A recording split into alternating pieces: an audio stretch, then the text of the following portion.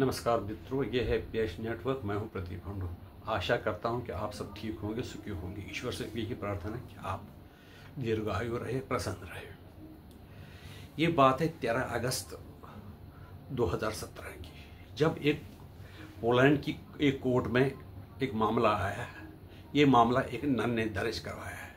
उन्होंने ये कहा कि जो इस्कॉन वाले इंटरनेशनल कृष्णा कॉन्शियस मिशन जो है वो भगवान कृष्ण का बढ़ावा देते हैं, उसका गुणगान करते हैं, उसके एजुकेशन फैलाते हैं।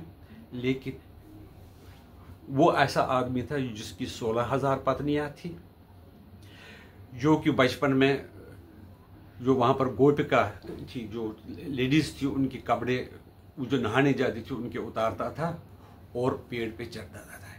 ये आदमी चरित्रहीन है। उसकी जो महिमा ये इस्कॉन वाले करते हैं, क्योंकि ये वो मैं नहीं कहती हूँ, ये उनकी बुक में लिखा है। तो कोर्ट में जब नन ने केस किया तो उन्होंने प्रतिवादी थे नन और प्रतिवादी इस्कॉन को पार्टी बना दिया।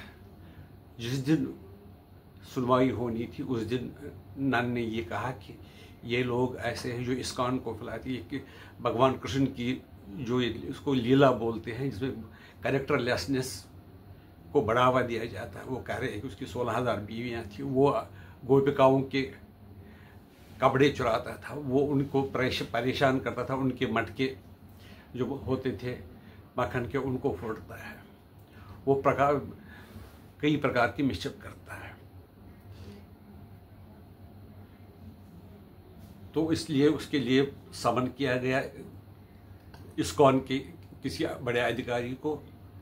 तो उसने जवाब किया, सर मैं उसके सामने बोलना चाहता हूँ।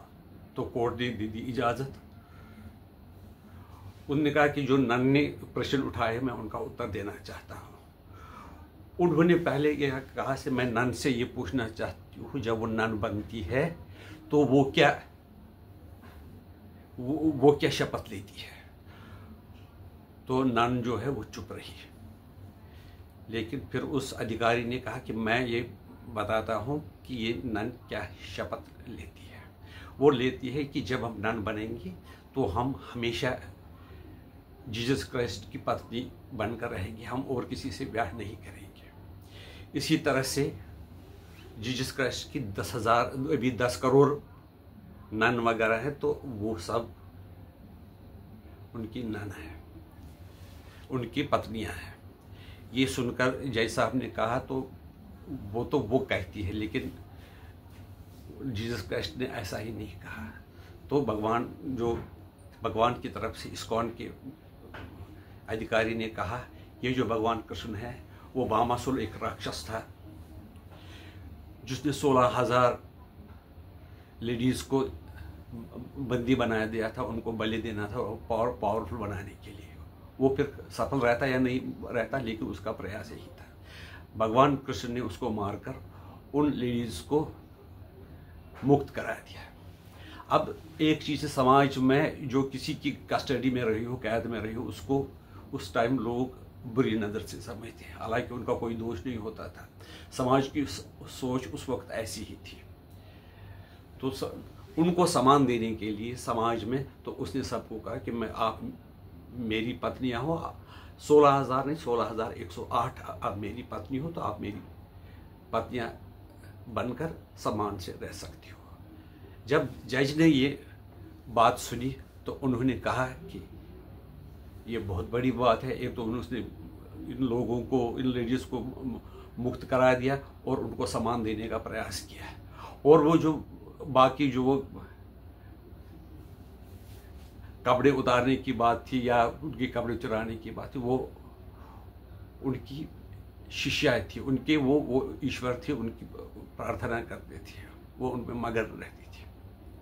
न भगवान कृष्ण की नीयत खराब थी, न जो नहाती थी उनकी नीयत खराब थी, लेकिन वो उनकी जो बालपन की जो लीला होती थी उससे प्रसन्न हो रही थी। ये सुनकर जज ने कहा कि इस्कॉन वालों पर पाबंदी नहीं लगाई जा सकती है। ये जो करते हैं ये सही करते हैं। उनकी जो भगवान कृष्ण की जो गीता में जो ज्ञान दिया हुआ है और उसके जो जीवन में दूसरे पक्ष है उनको देखकर यह समझा जाता था उनमें कोई बुराई नहीं थी। वो समाज सुधारक थे और ऐसे सुधारक थे जिसने कि सच्चाई के लिए बहुत हद तक जाने के लिए तैयार थे। दरअसल बात क्या थी? बात ये थी कि जब प्रभुपाद जी महाराज के कारण जो इस्कॉन था सारी दुनिया में फैल रहा था, सड़क पर लोग उनकी लीला करते थे, भजन गाते थे, डांस करते थे उनके गानों पर। ये देखकर वहाँ कैथोलिक चर्च के लोगों को सहा नहीं गया। वो कट्टरपंथी लोग थे, वो नहीं चाहते थे कि हिंदू धर्म का प्रचार हो, प्रसार हो और जो लोग कैथोलिक थे या दूसरे धर्मों से वो हिंदू बने। इसलिए उनकी जो प्रतिशोध की ज्वाला उनके दिल में धड़क रही थी। इसलिए उन्होंने कोर्ट में ये प्रार्थना की कि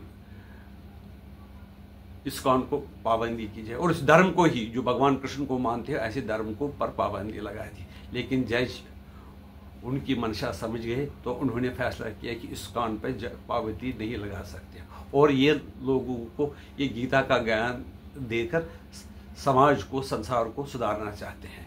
आपकी राय इसके बारे में क्या है? हमें बता दीजिए, हम आपके आभारी रहेंगे।